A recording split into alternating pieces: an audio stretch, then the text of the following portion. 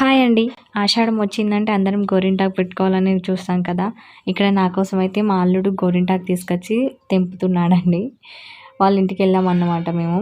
తెంపడం complete అయిపోయింది. ఇప్పుడు దీన్ని మిక్సీ పట్టేసుకుందాం. ముందుగా మిక్సీ జార్‌లోకి ఏసేసుకొని ఇది ఎర్రగా పండడానికి నేను మీకు చిన్న టిప్ చెప్తాను. 5, 6 లవంగాలు వేసుకొని, లైట్‌గా చింతపండు వేసుకొని, షుగర్ కూడా యాడ్ చేసుకొని, లైట్‌గా వాటర్ పోసుకొని మిక్సీ పట్టేసుకోవాలి. మీ దగ్గర ఉంటే లెమన్ కూడా యాడ్ చేసుకోండి. బాగా పండుతుందంట. ఈసారి ట్రై చేస్తున్నాను నేను కూడా. ఇలా మెత్తగా రుబ్బేసుకొని, మరీ లిక్విడ్‌గా పెట్టుకోకండి. మెత్తగా రుబ్బేసుకొని పెట్టేసుకోండి. నాకో డౌట్ ఉందండి. మైదాకి ఎర్రగా పండితే మంచి మొగుడొస్తాడు, లేకపోతే లేదు అని అంటారు కదా!